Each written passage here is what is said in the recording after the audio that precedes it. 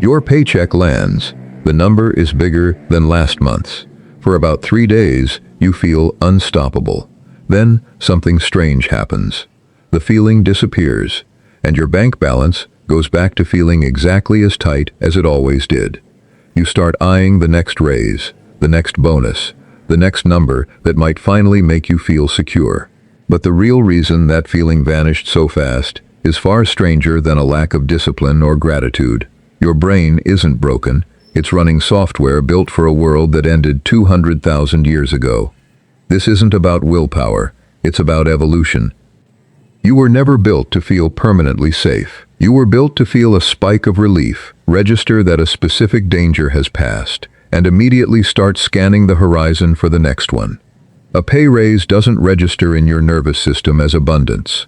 It registers as a predator backing off, just for now. The relief is real, but it's designed to fade fast, so your attention snaps back to whatever threat comes next. There's no savannah anymore. There's only your inbox, your rent, and the neighbor's new car in the driveway. Think about what your ancestors were actually optimizing for.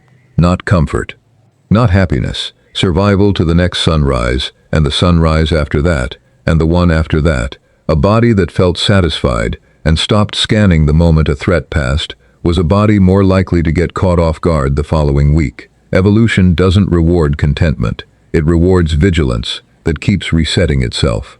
And your brain still runs that exact program today, just pointed at a spreadsheet instead of a predator's den. Neuroscientist Wolfram Schultz spent years recording dopamine neurons directly in the brains of primates, and what he found reshaped how scientists understand reward itself. Dopamine doesn't spike because you got something good. It spikes because you got something better than your brain expected. The instant your brain updates that expectation, the same reward stops producing any spike at all. $10 feels incredible the first time you find it on the sidewalk. It feels like nothing by the 10th time.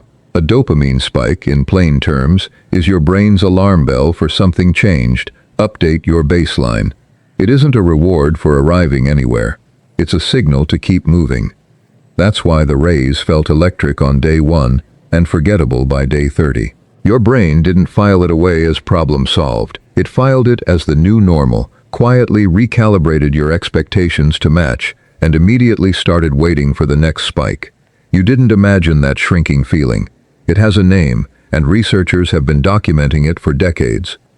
Psychologists call it hedonic adaptation, and in plain English, it means your happiness runs on a thermostat, not a fuel tank. Fill a fuel tank, and it stays full until you use it. Set a thermostat, and no matter how much heat you pump into the room, the system always drifts back to its original setting. One of the most famous demonstrations of this came from a 1978 study led by psychologist Philip Brickman, which compared recent lottery winners to people who had suffered severe, paralyzing accidents. Within roughly a year, the lottery winners were not meaningfully happier in their day-to-day moods than the accident victims. Both groups had drifted back toward the emotional baseline they started with, pulled there by the same invisible thermostat.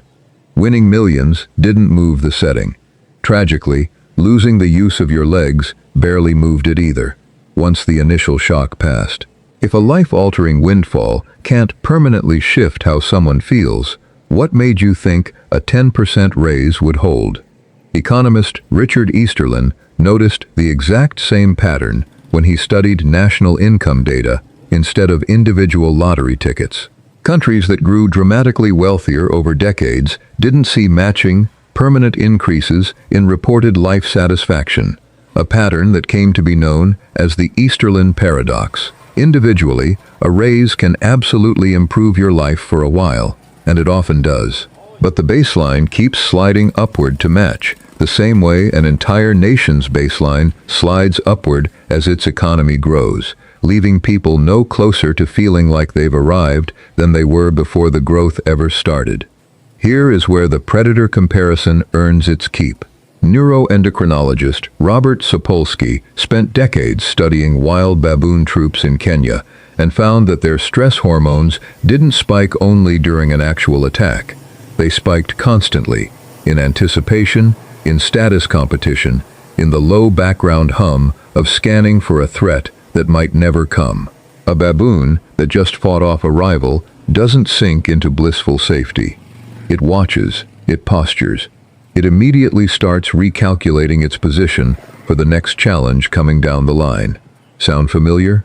You get the raise, feel the predator step back for a moment, and within days you're already calculating your position against a coworker's salary, a friend's promotion, or a stranger's vacation photos. The threat never fully leaves. It just changes shape, and then it changes shape again.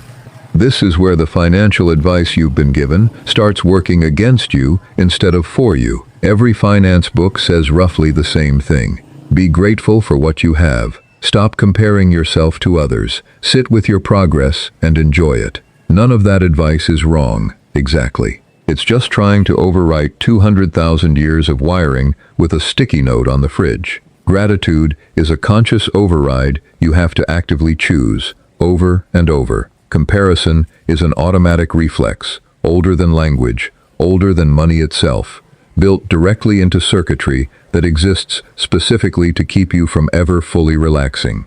Telling that circuitry to just relax is a bit like telling your own heartbeat to slow down through sheer determination. Sometimes it works, for a moment. It rarely holds for long. This is also why strategies built entirely on raw willpower tend to fail quietly over time, no matter how motivated you feel on day one. Budgeting apps, gratitude journals, and salary negotiation scripts can genuinely help, but every one of them is working against a system that has had 200,000 years of practice resetting itself and exactly zero interest in ever declaring the job finished.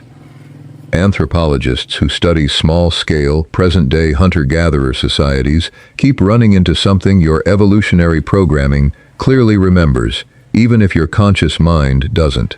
In many of these groups, hoarding surplus food or resources far beyond what you could use or share wasn't admired.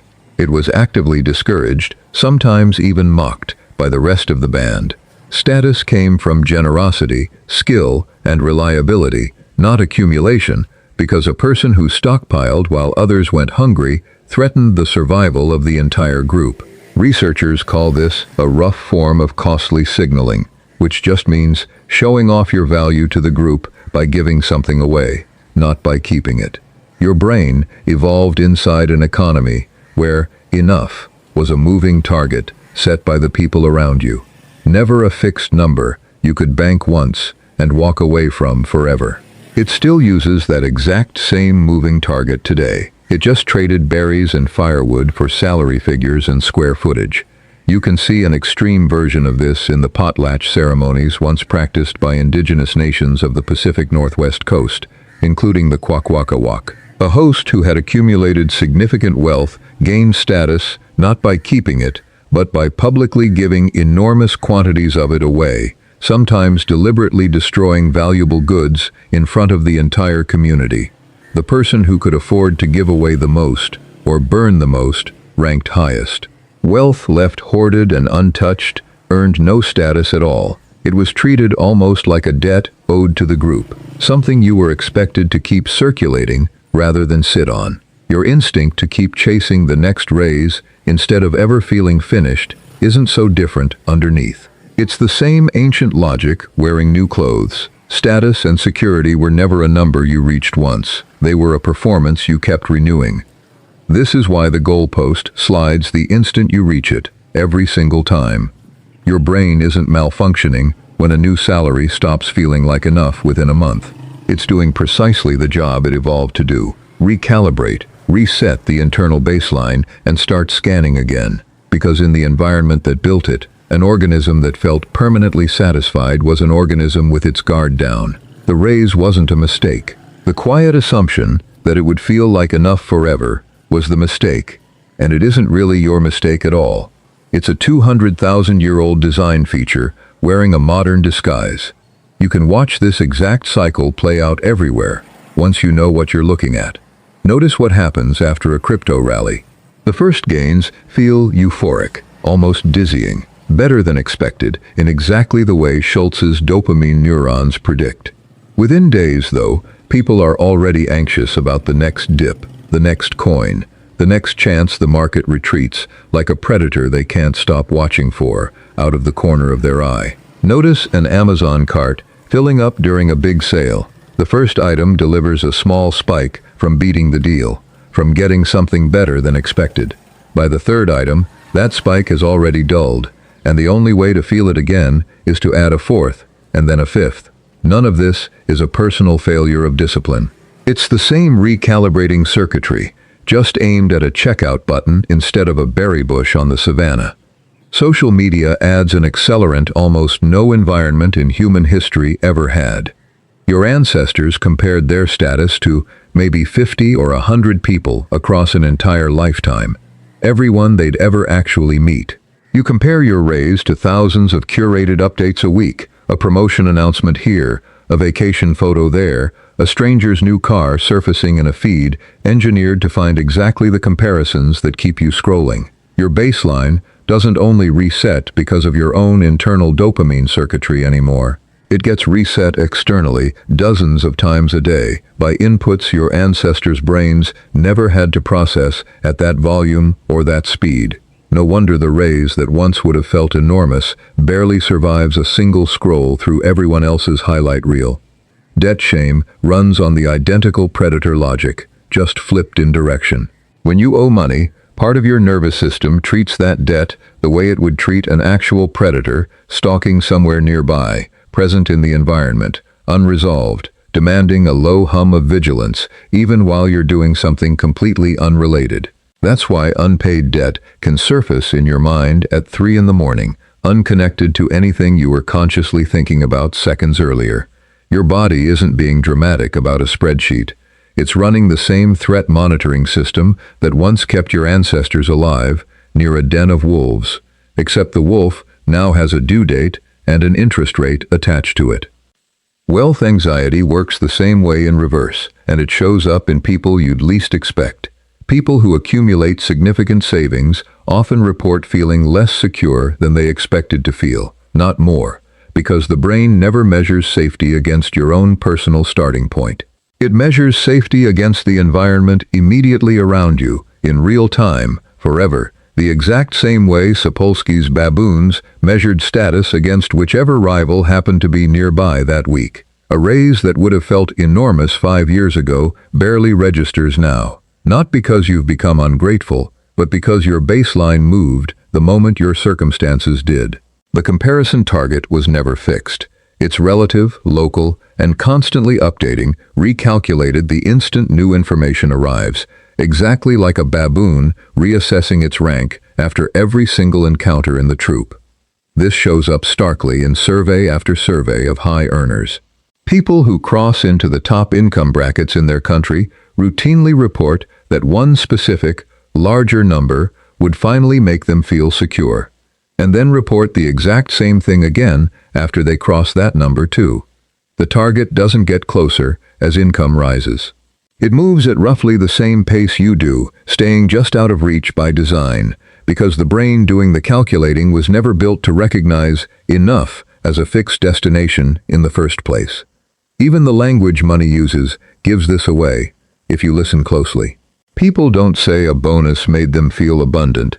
They say it made them feel relieved, safe for now, like they could finally exhale. Relief is a predator retreat word. It describes the absence of a threat, not the presence of security. Abundance would be a fuel tank word, something that stays full and doesn't drain. But almost nobody actually describes money that way, because almost nobody's nervous system is built to experience it that way, no matter how large the number gets. So what do you do with a brain that resets the finish line every single time you cross it? You stop expecting the raise, the bonus, or the windfall to produce a permanent feeling of safety, because permanent safety was never what these particular neural systems were built to deliver. The dopamine spike was never a reward for arrival. It was always a signal that something changed, immediately followed by a new baseline and a fresh scan for whatever comes next. Knowing this doesn't switch the system off. Nothing switches it off completely. Not for anyone, regardless of how much they earn or save. But it does something almost as useful. It lets you recognize the restlessness for exactly what it is, an ancient reflex doing its ancient job, instead of proof that you haven't achieved enough, saved enough, or earned enough to finally rest. The relief you feel isn't fake, it's just temporary, by design. The same way a predator backing off from your ancestors' camp was only ever a pause, never a guarantee, never a promise that the danger was gone for good. Your ancestors who stayed alert after the danger passed were the ones who spotted the next threat coming in time. You inherited that exact same nervous system, still scanning, still resetting, still refusing to let any single number feel permanent, no matter how many zeros it carries. The paycheck lands again. The number is bigger this time, and for a moment you feel the predator step back, not gone, never fully gone, just far enough away for now to let you catch your breath before the scanning quietly starts all over again.